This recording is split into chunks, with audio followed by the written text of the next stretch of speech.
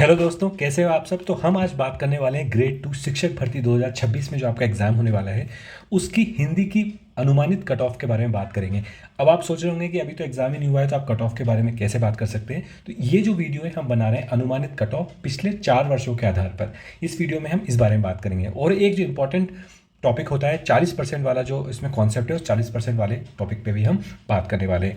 अब कई लोग सोच रहे होंगे कि ये अनुमानित कट ऑफ बताना कौन सा इजी है, ये तो 4 साल की कट ऑफ हमको भी मिल जाएगी।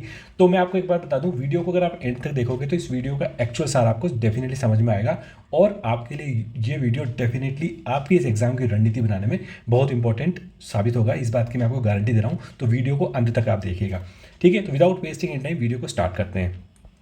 सबसे पहले तो जो लोग अगर आरपीएससी सेकंड ग्रेड के बारे में ज़्यादा इन्फॉर्मेशन नहीं रखते तो उनके लिए क्विकली एक इन्फॉर्मेशन मैं शेयर कर देता हूँ कि ये जो एग्ज़ाम होता है ये राजस्थान में एग्ज़ाम होता है सेकंड ग्रेड की भर्ती के लिए, यानी कि आपकी जो प्राइमरी जो 5th to 10th का आपका जो होता है स्टूडेंट्स होते हैं उनको पढ़ाने के लिए इन भर्तियों पे टीचर्स की भर्ती की जाती है, ठीक है। इस तरीके से आपका एग्जाम होता है। 2 पेपर होते हैं इसमें, पेपर 1 पेपर 2, 2 घंटा और 2 घंटे 30 मिनट का, ठीक है। टोटल मार्क्स आपके होते हैं, आपके 200 मार्क्स होते हैं पेपर 1 के और 300 मार्क्स होते हैं पेपर 2 के। इस तरीके से आपका जो है सिलेबस डिस्ट्रीब्यूटेड होता है, ठीक है। इसका यूज़ कैसे करना है मैं आपको भी बताऊंगा। वीडियो आप एंड तक बने रहिएगा वीडियो में, ठीक है। उसके बाद ये आपकी विज्ञप्ति है, जो आपका एग्जाम होने वाला है उसकी विज्ञप्ति है।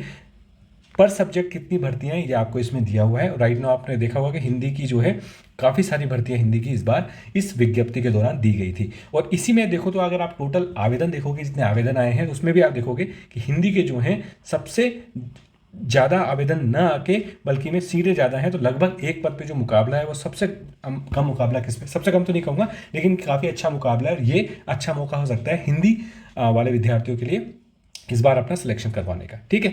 अब बात करते हैं कट ऑफ की। देखो कट ऑफ क्या होती है, कट ऑफ के काफ़ी सारे फैक्टर्स होते हैं। कट ऑफ डायरेक्टली एक ही इस पर आधारित नहीं होती कि पिछले 4 वर्षों की, पिछले 5 वर्षों की क्या कट ऑफ गई है। उससे आप एक अंदाज़ा लगा सकते हैं। उसी अंदाजे के बारे में हम इस वीडियो में डिस्कस करने वाले हैं। लेकिन कट ऑफ कई सारे पैरामीटर्स पर निर्भर करता है। कई बार ऐसा भी हो सकता है कि 300 350 कट ऑफ जो लास्ट ईयर्स की एवरेज गई हो, सडनली कट ऑफ 250 चली जाए। अगर पेपर बहुत टफ आ जाएगा तो ऑटोमेटिकली कट ऑफ काफ़ी डाउन हो जाएगी, क्योंकि उस पेपर को अटेम्प्ट करने में स्टूडेंट्स जो मिनिमम मार्क्स होते हैं वो भी नहीं ला पाते हैं, तो कट ऑफ ऑटोमेटिकली नीचे हो जाती है, ठीक है। तो एक बार जब पेपर हो जाएगा उसके बाद तो हमारे पास ज़्यादा डिटेल मिल जाएंगी कट ऑफ बताने की। लेकिन इस वीडियो में हम बात करेंगे केवल गत 4 वर्षों की कट ऑफ के आधार पर। तो 4 वर्ष जो मैंने लिए हैं वो 2016, 2018 और आपका 2022 और 2024 में अभी तक इसका रिजल्ट आया नहीं है, लेकिन उसकी हमने अनुमानित कट ऑफ की जो वीडियो बनाई थी बेस्ड ऑन द सर्वे के आधार पे, उसकी कट ऑफ के आधार पे हम आपको बताएंगे कि 2026 में जो एग्ज़ाम होगा उसमें कितने हिंदी में आपके मार्क्स आए कि आप जो है अपनी सीट जो है वो कंफर्म कर लें, ठीक है। तो अब अगर आप बात करें डायरेक्ट, अगर मैं इस पूरी टेबल्स के डेटा को अगर एक सिंपल टेबल में समराइज कर दूं तो आपको यहाँ पे जो कट ऑफ दी गई है वो इस तरीके से दी गई है। 16 में आपकी लगभग 383 कट ऑफ गई थी, 2018 में आपकी 333 कट ऑफ गई थी, 2022 में आपकी बढ़ गई थी कट ऑफ फिर से, और 2024 में जो अनुमानित कट ऑफ हम बता रहे हैं बेस्ड ऑन द स्टूडेंट्स के एग्जाम सर्वे के आधार पर लगभग 312 से 320 के आसपास कट ऑफ जाने के चांसेस हैं। वहाँ से अगर आप इनका एवरेज निकाल के अगर स्टैंडर्ड डिविएशन निकालो तो आपकी जो कट ऑफ का मार्क्स बन के आते हैं वो रेंज आती है आपकी 340 to 350, ठीक है। ये है स्पेसिफिकली मैथमेटिकल स्टैट्स के आधार पे जो अभी तक गत वर्षों की कट ऑफ गई है। अब कई लोग बोलेंगे कि सर इसमें क्या बड़ी बात है, ये तो हम भी एवरेज निकाल सकते हैं। बिल्कुल निकाल सकते हैं, कोई दिक्कत नहीं है, सब डेटा अवेलेबल है नेट पे। लेकिन इसके बाद क्या, आपने एवरेज निकाल ली, इसके बाद क्या, वहाँ से सारा खेल शुरू होता है जो मैं अब आपको बताने वाला हूँ। स्ट्रैटेजी, अब आपको यहाँ से क्या स्ट्रैटेजी बनानी है उससे पहले 40% वाला टॉपिक में फटाफट से डिस्कस कर लेता हूँ। काफ़ी स्टूडेंट्स को कंफ्यूजन होता है कि 40% मार्क्स का क्या चक्कर है और किस पेपर में ज़रूरी है। तो सबसे पहला क्वेश्चन तो मैं आंसर कर देता हूँ सिंगल लाइन में कि 40% जो है दोनों पेपर में ज़रूरी है। ये बात आप बिल्कुल ध्यान रखना, ये कन्फ्यूजन कहीं भी नहीं होना चाहिए कि क्या पेपर 1 में ज़रूरी है कि पेपर 2 में ज़रूरी है। दोनों ही पेपर में ज़रूरी है, ये आपको ध्यान रखना है। इंडिविजुअल लेवल पे आपको दोनों पेपर में 40% मार्क्स लाने होंगे। जैसे फॉर एग्जांपल आपका पेपर 1 है, पेपर 1 आपका होता है कितने का, 200 मार्क्स का, तो आपके 40% मार्क्स हो गए 80, यानी कि आपको 80 मार्क्स इसमें लाने ही लाने हैं। 81 आएंगे तो आप क्वालिफाई हो। कट ऑफ वेरीफाई होगी नहीं होगी ये डिपेंड करता है उस पर्टिकुलर एग्जाम में कितने लोगों ने मिनिमम जो मार्क्स लेके आए हैं सीट लेने के लिए, लेकिन 40% तो आपको लाने ही है। आपने देखा होगा कई बार अगर आप यहाँ कट ऑफ देखोगे तो यहाँ पे NA करके एक कई बार आपने देखा होगा ये NA का मतलब है नॉट एप्लीकेबल, मतलब उस कैटेगरी में कोई भी बच्चा आपकी क्वालिफिकेशन ही नहीं कर पाया है, क्वालिफाइड मार्क्स ही नहीं ला पाया है, उस केस में उस कैटेगरी में NA हो जाता है और वो सीटें क्या होती हैं, सारी सारी बैकलॉग में चली जाती हैं। इसलिए दोनों ही पेपर में 40% लाना जरूरी है। ऐसे ही मैं अगर पेपर 2 की बात करूँ तो पेपर 2 आपका 300 मार्क्स का होता है, उसमें आपको 120 मार्क्स लाना मिनिमम जरूरी ही जरूरी है। अब यहाँ पे जो कन्फ्यूजन क्रिएट होता है उसको एक छोटे से यूज केस से समझा देता हूँ। एक आपका केस बनता है कि आप स्टूडेंट लेके आता है आपका 250 मार्क्स लेके आता है, इसमें वो करता क्या है कि 300 में से वो 200 मार्क्स तो ले आता है पेपर 2 में, लेकिन पेपर 1 में 50 मार्क्स ही लाता है। अब मान के चलो कि आपकी कट ऑफ जा रही है 249, तो आइडियली आप बोलोगे कि सर 250 पे तो मेरा सिलेक्शन होना चाहिए था, लेकिन आपका सिलेक्शन नहीं होगा यहाँ पर, क्योंकि आपने पेपर 1 को क्वालिफाई नहीं किया है। ये बात बहुत ढंग से ध्यान रखना आप, यहाँ पे यही प्रॉब्लम आ जाती है, आपका सिलेक्शन यहाँ पे नहीं होगा क्योंकि आपने पेपर 1 को क्वालिफाई नहीं किया है। इसलिए ध्यान रखना, कट ऑफ भी कई बार पार हो जाती है लेकिन आप क्वालिफाई नहीं कर पाते हो, तो इसलिए आपका सिलेक्शन नहीं होता है। ऐसे ही आपका जो केस बनता है, सेम आपका केस बनता है किसमें, सेकंड केस आपका बनता है जब आपके फिर से मान के चलो कि 300 आपकी कट ऑफ, सॉरी 250 आपकी कट ऑफ गई है, फिर से वही केस मान के चल रहा हूँ मैं कि 250 आपकी कट ऑफ जा रही है। आप यहाँ पर पेपर 1 में तो आप लेके आ गए हो 100 मार्क्स, लेकिन आप मान लो पेपर 1 में आप लेके आ गए हो 150 मार्क्स और पेपर 2 में आप लेके आए हो 100 मार्क्स। अगर आपका ये केस बनता है तो इस केस में भी आपके साथ क्या होगा, आपका जो है सिलेक्शन नहीं होगा, क्योंकि यहाँ पे आप नोट करोगे आपने पेपर 2 की जो एलिजिबिलिटी है 40% की वो पार नहीं की गई, जबकि P2 की क्या एलिजिबिलिटी थी, 120 थी। इसलिए ये बात विशेष ध्यान रखनी है, 40% की जो एलिजिबिलिटी है वो आपकी दोनों पेपर में क्वालिफाई होनी चाहिए।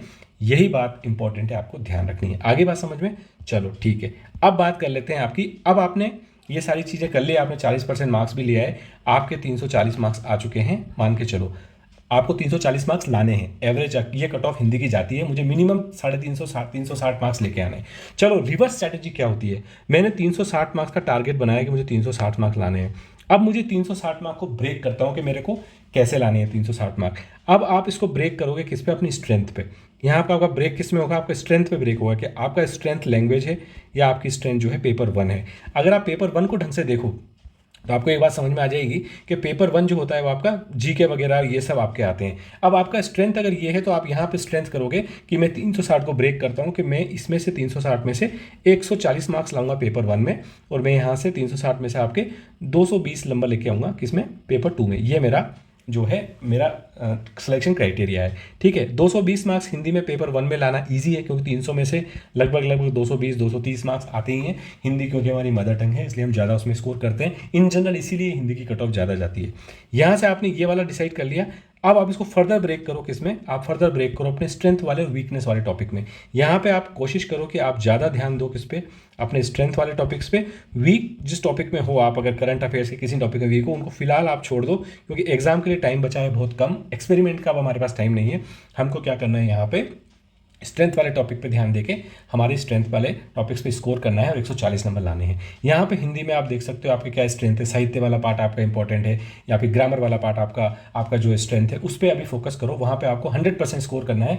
जो आपका वीक टॉपिक है उनको आपको छोड़ देना है। यहाँ से भी आपको क्या करना है, स्ट्रेंथ वाले टॉपिक पे आपको कॉन्सेंट्रेट करना है। ये बात आप ध्यान रखना, मैं हर बार ये वीडियो बनाता हूँ तो बोलता हूँ ये एग्जाम 10th का 12th का इनके एग्जाम नहीं है। यहाँ पे 95% लाना, 98% लाना ये हमारा पर्पज़ नहीं है।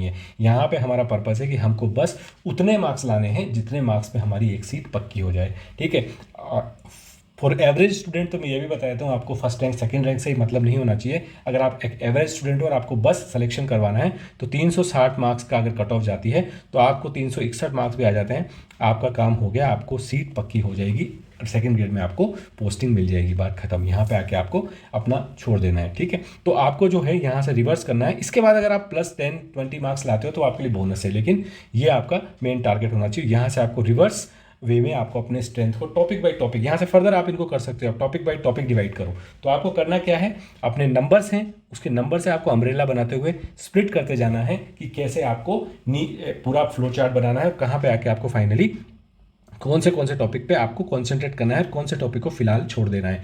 ये आपका फ्लो चार्ट बन गया। उसके बाद आप देखना लास्ट के 10-15 दिन में आप इसी को ही रिवर्स कर दो, यहाँ से यहाँ जाओ, यहाँ से यहाँ जाओ, यहाँ से आप जंप कर दो इस पर, यहाँ से आप जंप कर दो इस पर, आपका सिलेक्शन जो है पक्का हो जाएगा। मैंने जो भी एग्जाम अभी तक फाइट किए हैं उसमें यही स्ट्रेटजी फॉलो की है और लगभग 95% ये स्ट्रेटजी आपकी हिट करती है। इसी स्ट्रेटजी से आप काम करोगे तो आपका काम हो जाएगा, आपकी सेकंड ग्रेड में सीट पक्की हो जाएगी, ये मैं आपको गारंटी दे रहा हूँ। ठीक है, आगे बात समझ में, इसीलिए मैं कह रहा था एंड तक देखोगे तो आपको समझ में आएगा कि हमको एवरेज निकालना एक इंपॉर्टेंट नहीं है, उस एवरेज निकाल के उस मार्क्स का क्या करना है वो भी एक इंपॉर्टेंट है। होप आपको बात समझ में आई होगी, समझ में आई हो तो आप वीडियो को लाइक जरूर करना, और अगर अपने फ्रेंड्स को आप ये इन्फॉर्मेशन देना चाहते हो तो चैनल को सब्सक्राइब करके वीडियोस को शेयर करते रहना। ठीक है, तो इसी तरीके की किसी इंटरेस्टिंग से स्ट्रेटजी लेवल पे, इन नॉलेज लेवल पे, इन्फॉर्मेशन लेवल पे मैं वीडियो बनाता रहूँगा। आपको अगर वीडियो पसंद आया हो तो लाइक करते चलिएगा। ठीक है, चलो मिलेंगे इसी तरीके किसी नेक्स्ट वीडियो में, तब तक के लिए धन्यवाद, जय हिंद।